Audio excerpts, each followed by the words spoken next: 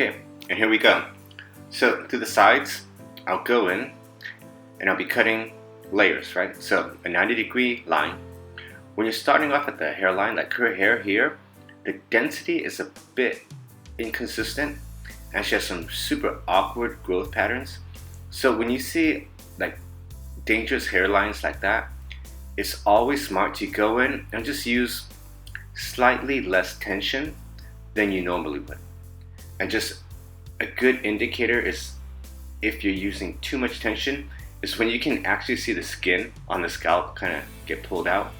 At that point, you should lay back just a bit. Okay, and again, body position comes into play. So when you're cutting these layers to the sides, it's highly advisable to stand directly in front of what you're cutting. That way you can keep controlling your symmetry and balance will become much more organic. Okay, so now we're right where the ear is. So again, when I cut layers, I like to let my comb set in the shape. So I'll set in my comb at 90 degrees and I just pull the hair out a little bit and have my fingers follow the comb. And once I get to the guideline, then I'll use a bit more tension just to hold the hair in place while it's cut.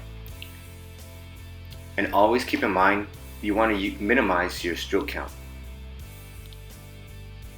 Okay, so by minimizing your stroke count, you say per section, the most you'll stroke it out is say 2 to 3 times.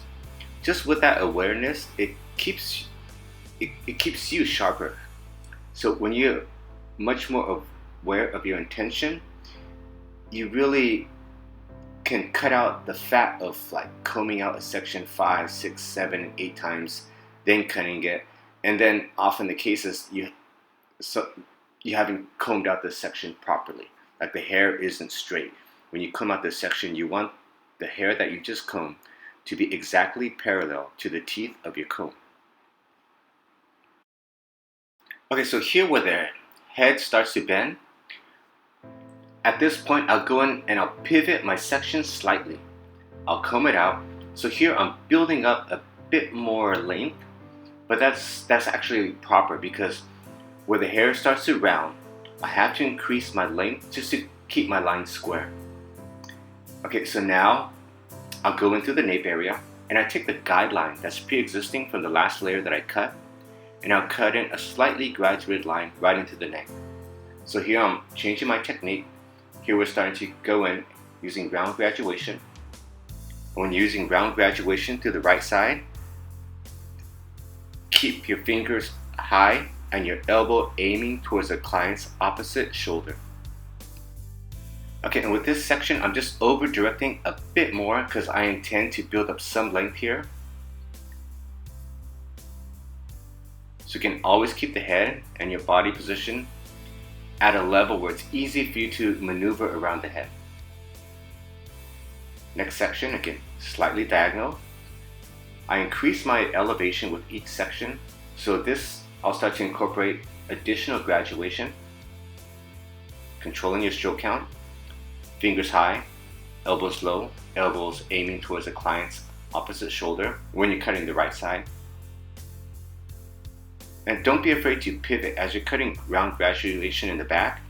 You can slowly adjust your body more towards the left as you progress.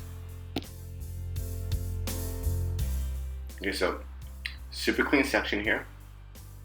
Again, I'm increasing my elevation and just working in my shape, following my guideline, and I'm breaking this section down into probably like 2 or 3 smaller, more manageable areas. Okay, so for the left side of the haircut, again, it's the same exact technique. I comb the hair straight out. Notice how my comb is a perfect 90 degrees. Notice how the hair that I just combed is parallel to my teeth. And again, comb out your neck section. Here I'll pivot my body just slightly towards the ear so it allows me to stand in front of what I'm cutting. Comb the hair super clean from roots to your guideline. Use consistent tension. And the next progressive section will be cut in the exact same manner, so I'm cutting square layers through the side. So again, approach the sides, cool, calm, collected. You have to cut the exact same angle, the exact same length as the opposite side. But you can always have a mind map ready. So like even before I cut the left side, in my mind, it's already done. And it's already done perfectly. Then I have to go back and reverse engineer the entire process and physically carry that out. So what I like to do when I'm cutting is run it through my mind first and then go out and do it. And in my mind, as I run through it, I'm actually doing it super perfect. And when I say super perfect, I don't mean it in an arrogant way. I just mean it to give you the confidence that in your eye's mind and in your brain, it's already done and you're just executing it. So it's like you're basically doing it the second time. Whenever you do something the second time, it will always be better than the first time. And the third time will be better than the second time. So I'm trying to imply that philosophy as I approach cutting square layers through the left portion of this haircut. Okay, here I reach the bend of the hair, so I start to pivot my section slightly. I'm over directing just a little bit more to build up some weight. Again, standing directly in front of what I'm cutting, I allow my comb to control my stroke. So actually, as I'm cutting, my comb is a deciding factor of where my over direction is, where my elevation sets at, where my guideline is, and then after that I just use a little bit of tension between my fingers to hold the hair, and then I bust out the scissors and take that line down. So for me, when I'm cutting, today my emphasis is on my stroke, it's on my combing technique. Again, slightly pivot this section, combing the hair out on your guideline,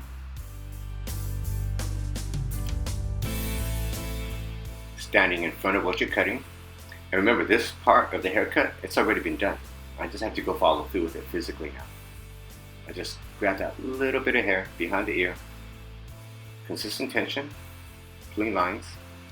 Okay, here we'll start our round graduation. So I take my guideline from the length through the left and I cut in my graduated shape. Here I'm elevating the hair slightly. With your guideline, when I'm cutting in this new guideline through the left, I have to make sure that my rate of elevation is 100% the same as on the opposite side. Okay, so I'm cutting the left side. My elbow is high, my finger is low. On the opposite side here on the left, my finger is aiming towards the client's shoulder. With each progressive section, I'll increase my elevation slightly. I'm still working with my guide. I'll break this section into 2 or 3 smaller pieces because this section is quite big. And as I work down, my body pivots towards the occipital bone. So I'm actually physically moving. I'm following my shape. When I cut, I like to actually become the shape that I'm cutting. Then my intention is stronger and I can really feel what I'm creating. Again, increasing elevation. Watching the stroke count here. There we go. 1 stroke, clean from roots to guideline. And I'll pivot slightly towards the occipital bone. Additional stroke, and just now I'm starting to blend in portions from the opposite side. Always work with super clean sections. So to the left side again, elbow high, fingers down, fingers angled towards the shoulder. I'm just dusting in. So here I'm connecting both sides. So I'm building a little bit of weight.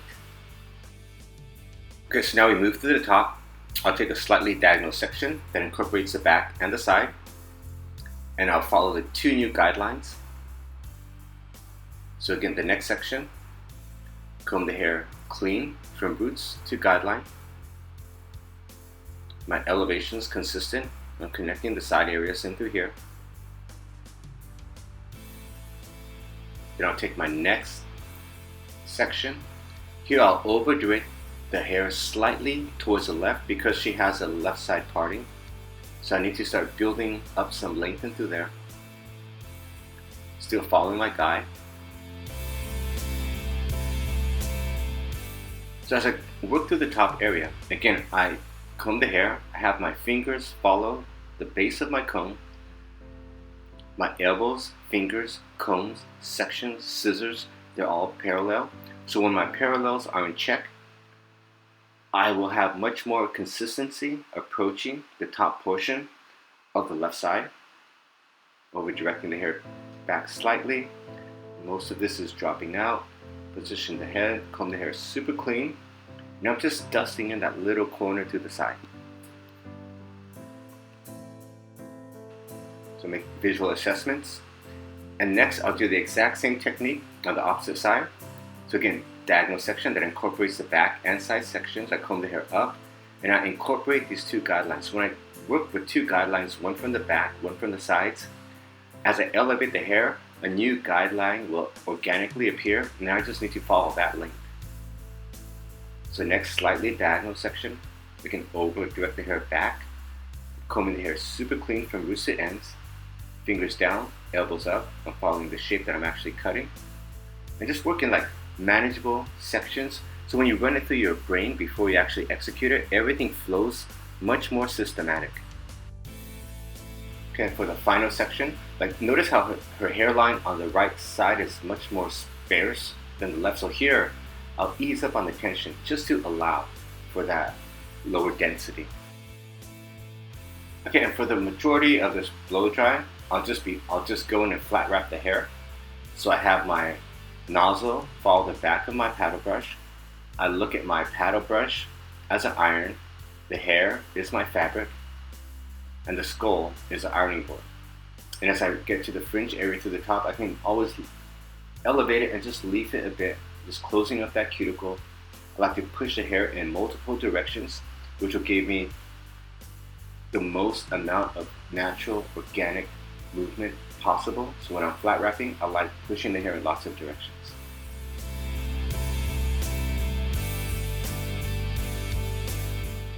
And just leafing, flat wrapping.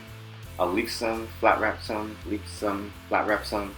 Just make sure the nozzle is always like at the base of your brush. So now that the hair is dry, I'll go back and I'm starting at the hairline area. I just really want to go in and cut in a super sleek, sophisticated shape through the sides.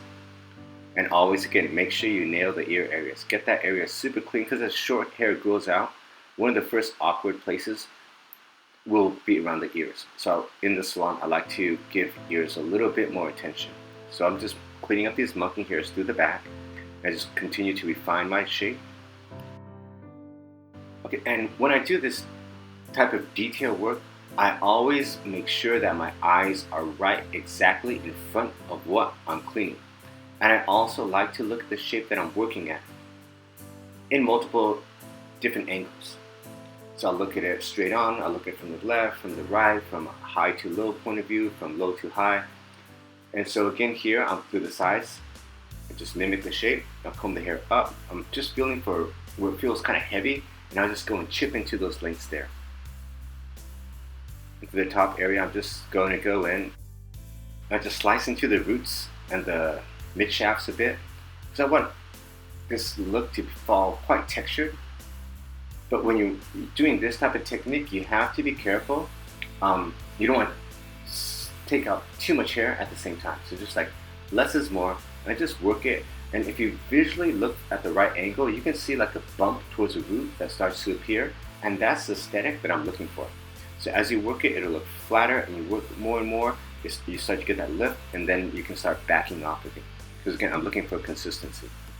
Okay, and there we have it, our DL 2020. Enjoy.